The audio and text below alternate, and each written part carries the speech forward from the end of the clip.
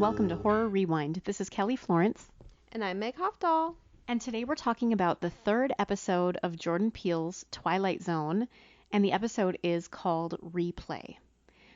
It just came out on April 11th, 2019, and this will be a spoiler-filled review. So if you haven't seen it yet, I would recommend stop listening because we're going to give away some plot points. This episode blew my mind, and I cried in more than one place. I feel like fizzy excitement right now because I'm just like, it's so good. It's so good. Like, this is what I love. I love it so much. It's my favorite episode of Twilight Zone so far. It has, I'm gonna be Stefan. It has everything. Like, it has everything. I can't even. So, will you look up the name of the author of this episode? We were looking him up last night, and this is his first writing credit as a screenplay or television writer. We saw that he has some. He's published. He's a published writer, but he's also got some new projects coming up now after this. But this is literally his first credit on IMDb. I was so amazed and thrilled, and it's brilliant. So he brings into the script all of these really current things going on. They name drop Colin Kaepernick. They bring up all of these. They talk about Ryan Coogler and Black Panther.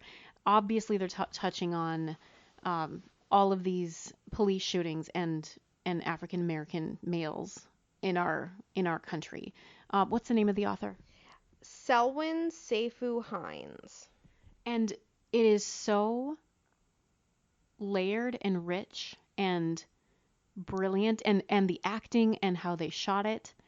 Like I said, I was beyond emotional. Yeah, I mean, oh my gosh, my mind's just so full of things I want to say, but like, first, Jordan Peele, when he was asked, like, why now? Why did you do the Twilight Zone now? Because he said that he's been wanting to do it for a long time. And he said, like, everybody keeps saying it's like we're living the Twilight Zone right now. And he said, so I feel like this is just the right time to make the show. And the first two episodes very much had that classic Twilight Zone feel and plot structure. They're amazing, but they were very classic. This one, while it has that same sort of, kind of your person who has way too much control over the universe through this like science fiction sort of element, it is so now, and it is so current, and it is exploring all these important sort of aspects of living in 2019. Not that racism is new, but what a cool, up to date, and like perfect hour of television. So amazing. So there are, even though it's completely up to date, there are some retro feeling things. Like the diner feels a little retro. They have the old music, little jukeboxes on the diner tables that you can choose. She of course has this old camcorder that they bring up as a plot point, and it's the thing that is rewinding time. And no matter what they do, she can't get away from this cop and the inevitable violent interaction that's going to occur. There's this concept that Jordan Peele did with Get Out that I saw again in this, and it's this idea that like we as white people don't understand that sort of like extra tension in the room, and it's true. It's just something that we don't have to think about or experience. And I feel like it must be a really difficult thing to capture on film, but Jordan Peele knows how to do it, and he did it with Get Out. And in this episode, I know it was written by someone else, but just it's just done so well, and it makes you understand. Like it takes that concept and makes you understand through film, which I think is so cool. It was amazing how every time you saw the cop, even the first time we weren't really sure if anything was amiss with him, but of course the ante keeps getting upped every time we see him because it's getting worse and worse. And that feeling of there's no control, and no matter what I do, and she tried to be super nice, she bought him a piece of pie, but even nothing was enough to get him off their back. And that must, I mean, I know it's trying to show us and speak to this idea that of privilege and of no matter what, there's these institutionalized racism that people don't even see unless you're in it. And also it's done so well to that if you wanted to just watch it as like a classic Twilight Zone episode, you could. I mean, it really has all the elements that you need. It has the cool rewind. I was thinking this episode should actually be called Horror Rewind. Yes. And there's actually a reference in it to another William Shatner episode, a little visual reference, which was fun. And so, it has those elements too. And might I add that for an hour-long show, I felt so invested in these characters and I felt that I cared about them. And as a writer, I just want to learn how to do that so quickly because that's not easy. Yes, very quickly. And that's just think about like pilot episodes that are 20 minutes or even telling an entire story arc within an hour or an hour and a half. It's incredible.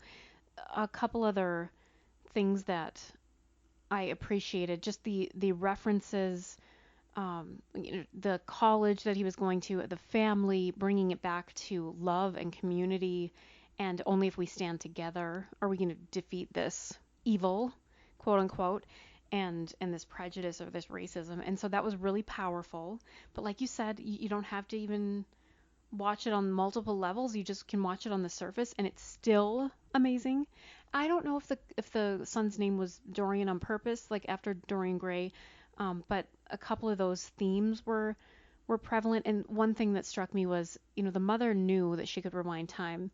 She had the opportunity to go win $20 million, but she didn't use it for that. And so it's like with the Dorian Gray, it's about morality and what do you choose to do with knowledge or time. Yeah, good point. And what she chose to do was she impressed him with her knowledge of the lottery numbers so that he would promise to visit her. And it was this sort of thing of like I think every mom has that like your heart ache sometimes because you realize how big your kids are getting and you want to rewind time or you want to stop time for a minute. So even so there was even that theme. I mean, this is literally just an hour of television and there was even like this theme of like motherhood and like um how it's a part of you and how your child grows up. And so there was that to get involved with too. And then also the ending about the cameras. I thought it was so poetic because as a white person, I didn't realize some of this stuff was going on until the advent of technology and cameras and look, like now you can actually see how black people are treated. And I just thought it was so cool how they're showing like this is a tool that we can use against you and it's our weapon. And so her camera became her weapon. And I just think that's so cool and I have chills.